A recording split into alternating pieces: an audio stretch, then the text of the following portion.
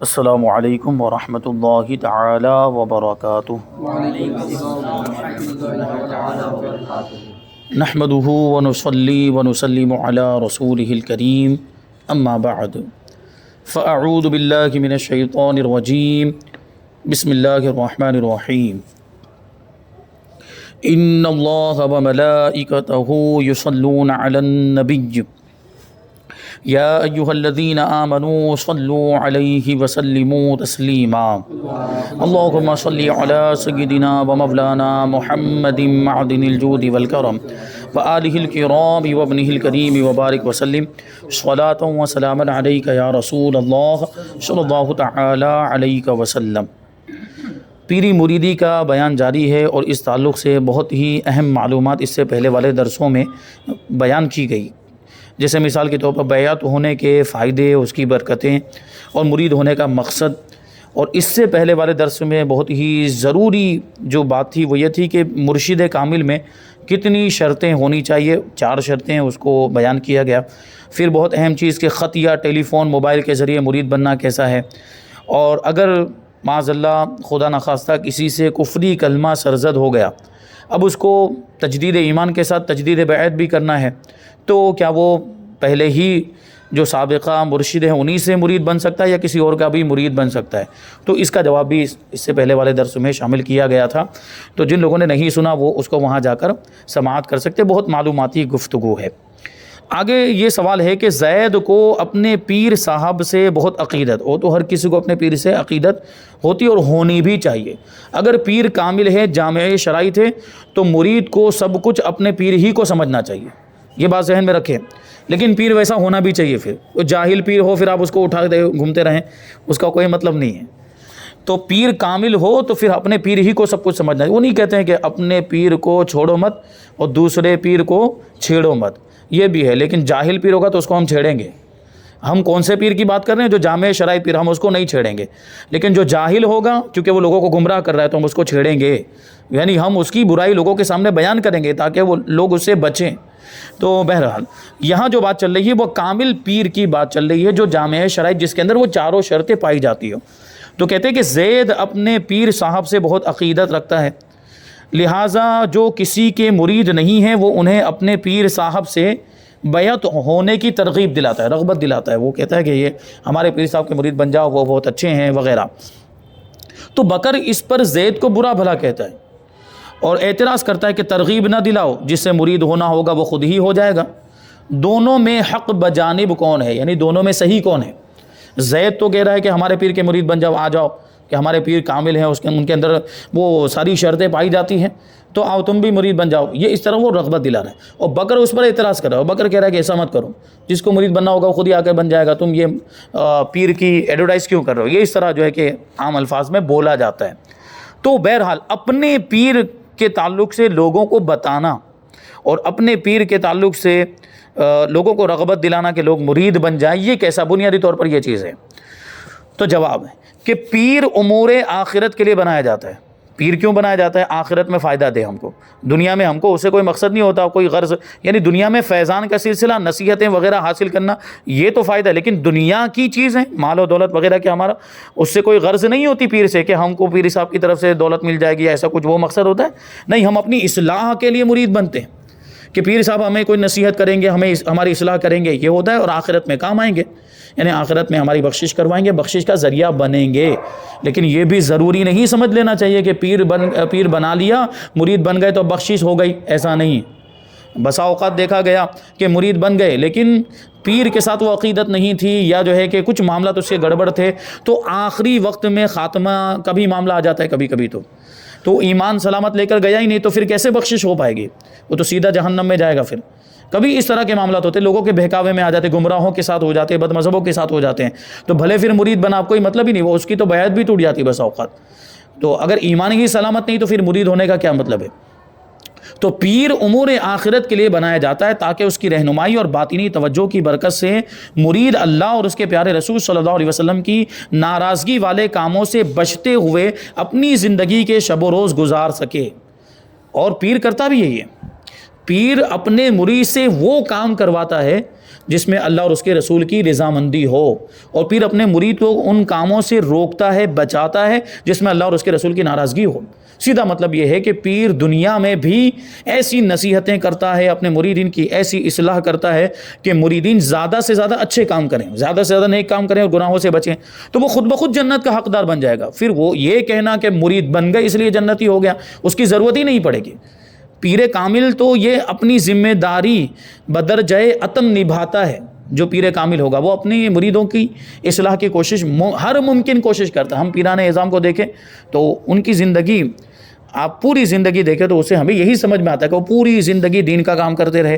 پوری اپنی زندگی انہوں نے دین کے لیے وقف کر دی، پوری زندگی دین کی خدمت کرتے رہے، اپنی مریدین کی اصلاح، اپنے مریدین ہی کیا بلکہ دوسرے سارے سنیوں کی بھی اصلاح کرتے تھے، اور صرف سنی نہیں، ان کی باتیں سن کر تو بد مذہب بھی توبہ کر لیتے تھے، گمراہ بھی اپنی گمراہی سے توبہ کر لیتے تھے۔ یہ تو ہم نے بہت سارے واقعات دیکھے ہیں جو ہمارے بزرگ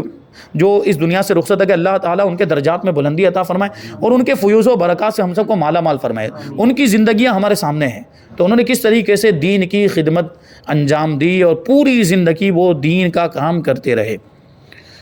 تو یہ وہ جو پیر ہوتا ہے اس کے ذریعے سے ہم وہ کام کرتے ہیں جو ہمیں جنت میں لے جاتے ہیں، اور اللہ تبارک و تعالیٰ اور اس کے رسول کی ناراضگی والے کاموں سے بچتے ہوئے اپنی زندگی کے شب و روز یعنی دن رات ہم گزارتے ہیں پیر کی رہنمائی میں۔ اب غور کر لیا جائے کہ یہ بات نیکی ہے یا بدی، یہ بات اچھی ہے یا بری؟ ظاہر سی بات یہ تو بہت اچھی ہے، یعنی پیر ہماری رہنمائی کرے اور پیر ہماری اصلاح کرے اور اس کی وجہ سے ہم سدھر جائیں تو یہ تو اچھی بات ہوئی نا۔ تو ایسا کوئی پیر ہے جو یہ کام انجام دیتا ہے، یعنی جو پیر اصلاح کرتا ہے اور پیر رہنمائی کرتا ہے، وہ جو پیر کامل ہے، جو جامع شرائط پیر ہے، تو اس پیر کا مرید بننے کے لیے رغبت دلانا برا کیسے ہوگا؟ پھر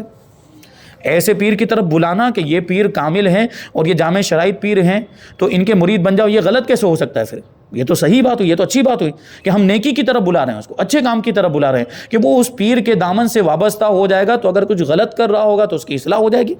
اور اگر گناہوں میں مبتلا ہوگا ہو سکتا ہے نیک بن جائے۔ اور ایسے بہت سارے پیران اعظام کو ہم نے دیکھا کہ ان کا مرید جب مرید بنا، مرید بننے سے پہلے اس کی کیفیت یہ تھی کہ شرابی، جواری اور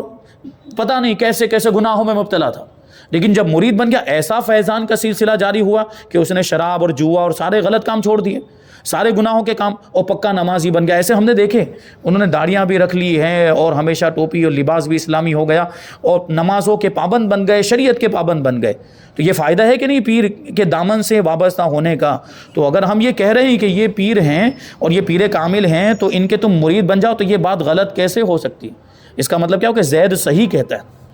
لیکن یہ بات ذہن میں رکھنی چاہیے کہ ہر مرید اپنے پیر کو کھینچتا ہے، یعنی اس کی تعریف کرے گا،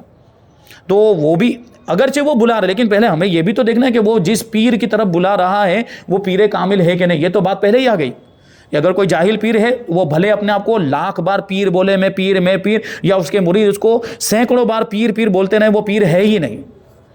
کیونکہ اس کے اندر شرطیں نہیں پائی جاتی۔ جب شرطیں نہیں پائی جاتی تو وہ پیر بننے کے لائق نہیں ہے، تو وہ 1000 بار کیا کروڑ بار بھی اپنے آپ کو پیر بولے یا اس کے مریدین اس کو پیر بولتے رہیں، وہ پیر ہے ہی نہیں، اور اس کو پیر بنانا جائز ہی نہیں ہے،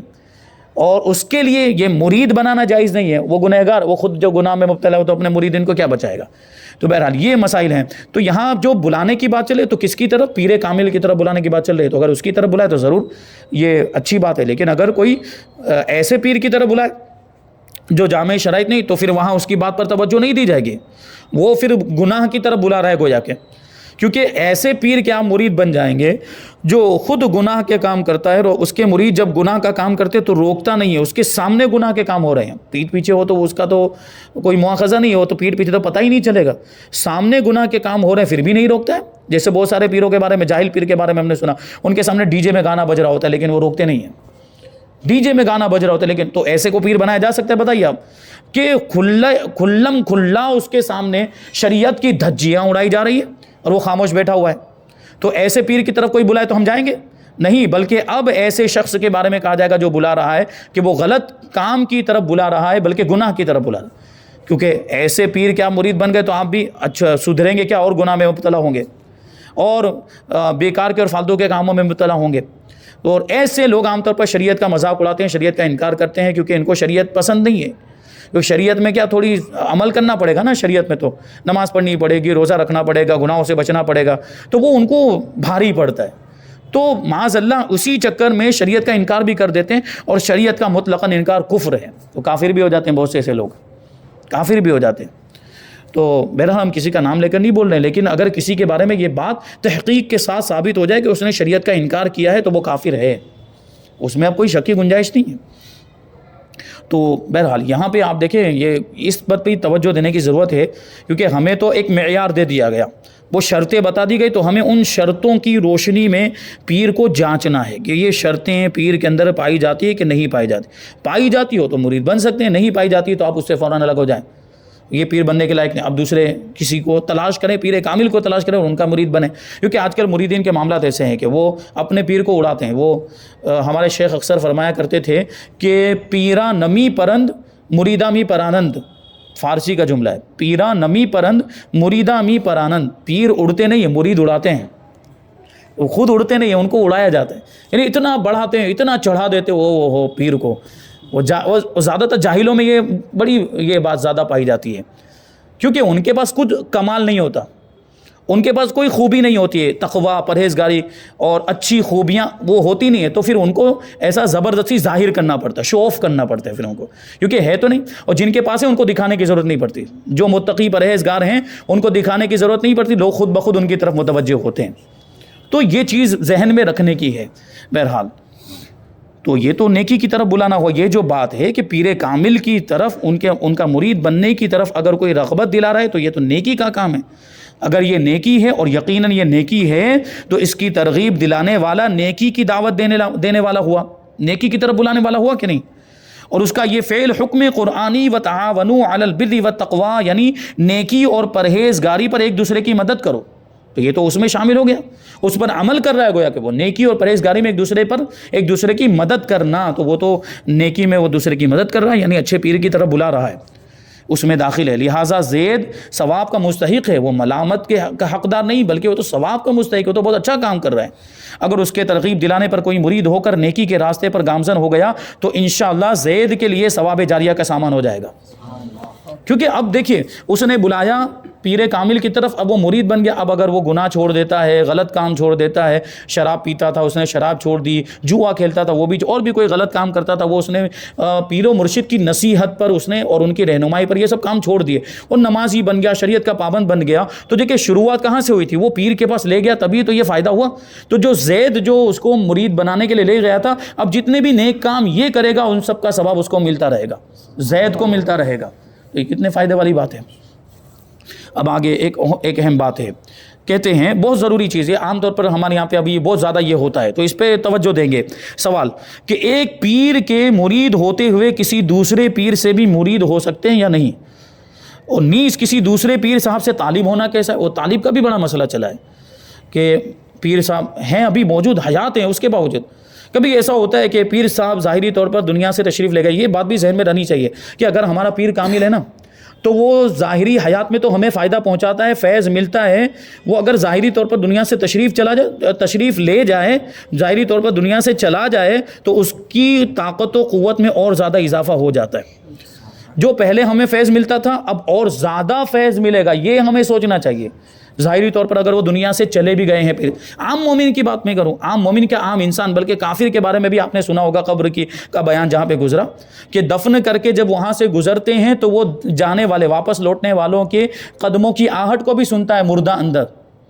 تو جب عام انسان جو قدموں کی آہٹ اور کون اس کی قبر پر آیا، کون گیا اور کون کس نے کیا پڑھا، وہ سب دیکھتا بھی کون آیا کون گیا اور کس نے کیا پڑھا، کس نے کیا ایصال ثواب کیا، یہ عام مردے کو بھی پتہ ہے، عام مومن کو بھی پتہ چلتا ہے۔ جب اس کی طاقت و قوت کا یہ عالم ہے تو پیر کامل کی طاقت و قوت کا عالم کیا ہوگا؟ تو وہ ہماری مدد نہیں کرتے ہوں گے، وہ ہمیں فیض نہیں پہنچاتے ہوں گے اندر سے۔ تو یہ عقیدہ اور عقیدت مضبوط ہونی چاہیے، عقیدہ بھی مضبوط ہونا چاہیے اور پیر کے ساتھ عقیدت بھی مضبوط ہو گیا۔ ہم نے ایک ہاتھ میں جب ہاتھ دے دیا، جب ہم نے ایک پیر کے دامن کو تھام لیا تو اب ہم دوسرے کے در پہ کیوں جائیں گے؟ جب یہاں سے ہمیں فیض مل رہا ہے تو ہم کو وہاں ضرورت کیا ہے؟ تو یہ چیز بھی ذہن میں رکھنے کی ہے۔ بہرحال کبھی ایسا ہوا کہ وہ کسی دوسرے پیر سے بھی فیض حاصل کرنا چاہتے ہیں کہ سوچیں کہ اس سلسلے کا بھی فیض مل جائے اور اس سلسلے کا بھی فیض مل جائے، تو اگر یہ سوچ کر کوئی مرید بننا چاہتا ہے کسی دوسرے پیر کا یا طالب بننا چاہتا ہے تو اس کے لیے کیا حکم ہے؟ جواب: ایک پیر کے مرید ہوتے ہوئے کسی دوسرے پیر سے مرید نہیں ہو سکتے، کیونکہ مرید ایک ہی پیر کے ہوتے ہیں۔ اب رہ گیا طالب، تو طالب کے بارے میں ابھی بتائیں گے۔ مرید تو ایک ہی پیر کے ہو سکتے ہیں، چنانچہ حضرت سیدنا علی بن وفا رحمۃ اللہ تعالی علیہ فرماتے ہیں کہ جس طرح جہان کے دو معبود نہیں، دنیا کے اس کائنات کے دو خدا نہیں، ایک ہی خدا ہے۔ ایک شخص کے دو دل نہیں، ایک ہی دل ہوتا ہے ہر ایک شخص کے پاس۔ عورت کے بیک وقت دو شوہر نہیں ہو سکتے، ایک ہی شوہر ہو سکتا ہے۔ اسی طرح مرید کے دو شیخ نہیں ہو سکتے، مرید کے دو پیر نہیں ہو سکتے۔ انہوں نے مثال کے ذریعے سمجھانے کی کوشش کی ہے کہ اس طرح ان مثالوں کے ذریعے ہمیں سمجھنا چاہیے کہ ایک ہی پیر کا مرید ہونا چاہیے اور اسی سے اپنی نسبت کو مضبوط کر لینا چاہیے، اور یہ سوچنا چاہیے کہ مجھے جو کچھ بھی ملے گا ان کی بارگاہ سے ہی ملے گا، اور اگر کہیں اور سے بھی ملنے والا ہوگا تو وہ ان کے ذریعے سے ہی ملے گا، یہ بھی سوچیں۔ تو یہ پیران کاملین کا یہ مقام و مرتبہ ہوتا ہے۔ البتہ دوسرے جامع شرائط پیر سے بیعت برکت کرتے ہوئے طالب ہونے میں حرج نہیں، یعنی یہ کوئی گناہ بھی نہیں۔ طالب اگر بننا چاہتے ہیں کہ برکت کے طور پر ہم طالب بن جائیں، ان سے بھی نسبت جڑ جائے اور ان سے بھی فیض کا سلسلہ جاری ہو جائے، تو یہ بھی درست ہے، اس میں کوئی گناہ نہیں ہے۔ لیکن یہ آپ دیکھیں یہاں پر آپ خود ہی سوچیں کہ ہمارے پیر موجود ہیں، اس کے باوجود ہم دوسرے پیر کے طالب بن رہے ہیں، تو کیا مطلب آپ کے پیر میں کوئی کمی ہے؟ کمی نہیں ہے، الحمدللہ۔ جو جامع شرائط پیر ہیں ان کی بات کر رہا ہوں، تو پھر آپ دوسرے کے طالب کیوں بن رہے ہیں؟ تو کہیں نہ کہیں عقیدت کی کچھ کمزوری ہے یا کوئی ایسا مسئلہ۔ ہاں، اگر واقعی آپ فیض حاصل کرنا چاہتے ہیں اور یہاں پر بھی عقیدت میں کوئی کمی نہیں، جو آپ کے پیر ہیں وہاں بھی نسبت مضبوط ہے، اور یہاں صرف یہ کہ یہ دوسرا سلسلہ ہے تو اس کی بھی برکت حاصل ہو جائے، کیونکہ سارے سلسلے تو اہل سنت ہی کے ہیں، اور یہ ساری نہریں ہیں جو جا کر ایک ہی سمندر میں جا کر ملتی ہیں۔ حضور پاک صلی اللہ علیہ وسلم کا جو دریائے رحمت، وہاں پر جا کر یہ ساری نہریں ملتی ہیں، تو فیض تو وہیں سے آ رہا ہے، تو یہ سوچے کہ یہاں سے بھی فیض حاصل ہو جائے۔ تو اگر اس نیت سے بننا چاہتا ہے تو اجازت ہے، طالب بننے کی اجازت ہے۔ اسی طرح کے ایک سوال کے جواب میں اعلیٰ حضرت امام اہل سنت مولانا شاہ امام احمد رضا خان رحمۃ اللہ تعالی علیہ فرماتے ہیں، جو شخص کسی شیخ جامع شرائط کے ہاتھ پر بیعت ہو چکا ہو تو دوسرے کے ہاتھ پر بیعت نہ چاہیے، یعنی مرید نہیں بننا چاہیے دوسرے کے ہاتھ پر۔ اکابر طریقت فرماتے ہیں کہ لا یفلح مرید بین شیخین، کہ جو مرید دو پیروں کے درمیان مشترک ہو وہ کامیاب نہیں ہو پائے گا،